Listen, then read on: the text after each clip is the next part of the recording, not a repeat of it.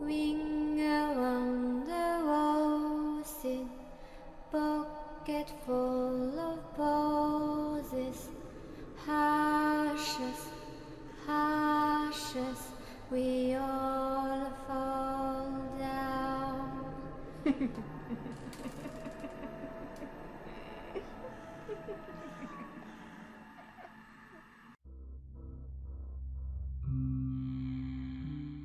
Plus jamais de ma vie, j'en mettrai les pieds là-bas. Aussi bien de jour que de nuit. C'est fini. J'adorais ce lieu pourtant. Bon, je vais pas dire non plus que j'y ai passé toute ma vie, mais... Non, non, je peux pas. Pas après ce que j'ai vu. Mais laissez-moi vous raconter. J'étais employé de nuit à McDo. Un petit boulot assez simple, car de nuit, il n'y a vraiment pas grand monde. Même si la chaîne de fast-food veut être ouverte H24. Il n'y a vraiment pas grand intérêt. Enfin, c'est mon avis personnel. Et pour tous ceux qui se poseraient la question, oui, j'ai choisi ce boulot, c'est surtout pour être tranquille. Un petit boulot de feignant, si vous voulez. En même temps, c'était mieux payé que le jour, mais passons, ce n'est pas les détails. J'ai malheureusement le droit au bisoutage dès le premier soir. Je me souviens encore, on n'était que deux. Moi et la responsable de nuit. On s'était partagé les rôles, de façon très simple. Elle prenait les commandes au drive. Car oui, personne n'entrait dans le restaurant à cette heure-ci. Et moi, je les préparais puis je les rendais aux clients. Je me souviens qu'elle m'avait fait une rapide explication avant de commencer le service. Bon, écoute le nouveau. Ça peut paraître bizarre, mais j'en ai vu beaucoup des gens comme toi, qui voulaient ce poste. Tu dois croire que dans l'ensemble, c'est facile. Et c'est vrai. Qu'il n'y a pas grand-chose de difficile. Ton seul ennemi, ça sera la fatigue, qui peut te tomber dessus à n'importe quel moment. Le secret, c'est qu'il faut toujours être occupé. Tout le temps. Et tout devrait bien se passer. Il y aura une autre formalité. Mais ne t'inquiète pas, je t'expliquerai en temps et en heure. Ne tracasse pas pour ça, je suis là.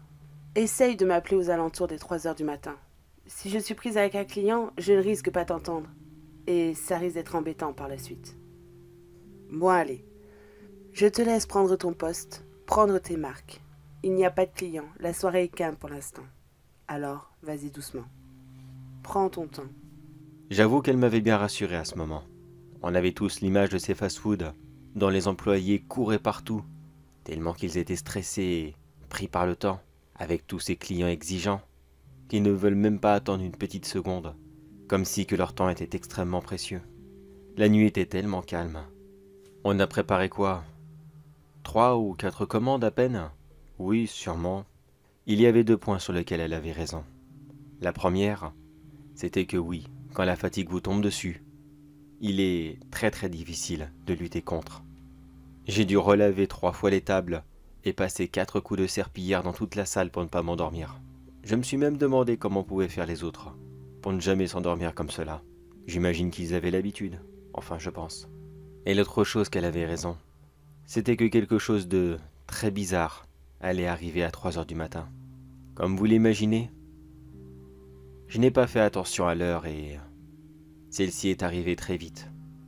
Qu'est-ce que je faisais déjà à ce moment-là? Je crois que je luttais simplement contre le sommeil. J'étais adossé au comptoir et j'avais les yeux qui fermaient limite tout seul.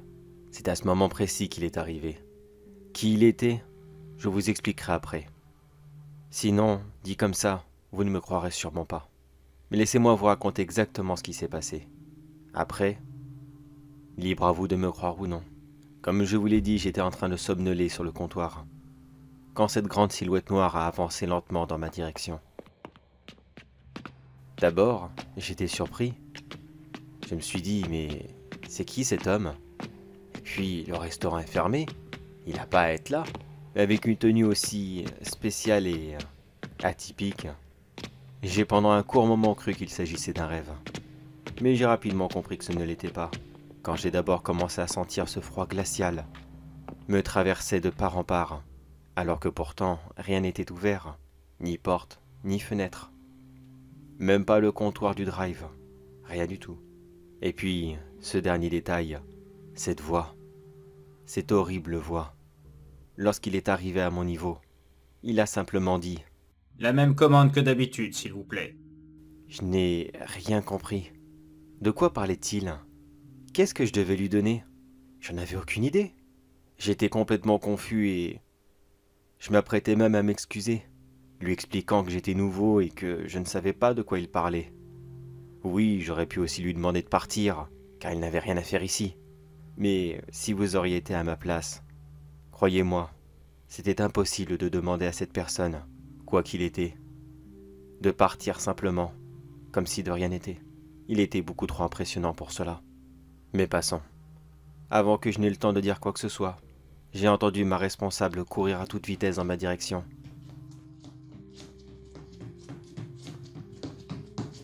Et lui tendre un menu à emporter, en lui disant « Tenez, et excusez-moi, c'est un nouveau, il n'était pas au courant.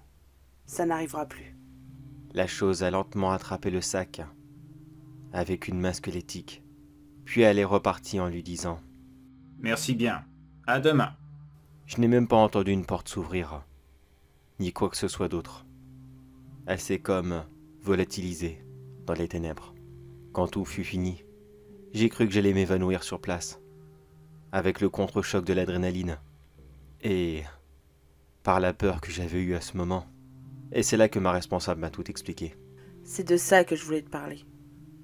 Je te l'ai dit, à 3 heures du matin, tu m'appelles. Bon, ça peut paraître incroyable, mais maintenant que tu l'as vu, tu ne pourras pas le nier.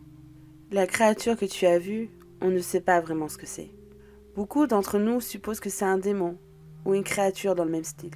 La commande qu'il exige, c'est toujours la même. Il nous a fallu plusieurs nuits avant de la mettre au point. Jusqu'aux petits détails. Quand quelqu'un se trompait ou disait quelque chose d'autre, du genre « je ne sais pas ce que vous désirez », c'est lui qui disparaissait à la place. Et on ne le revoyait plus jamais.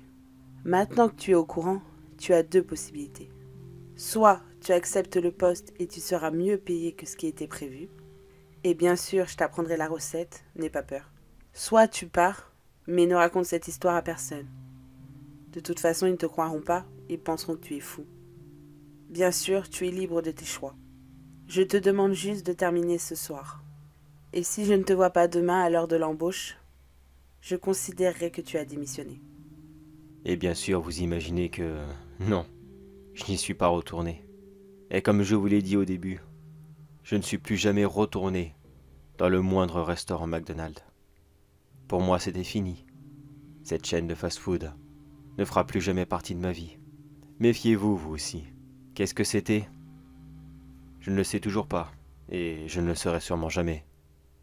Mais croyez-moi, que ces endroits ont tué tellement de personnes dans le monde, avec leur malnutrition.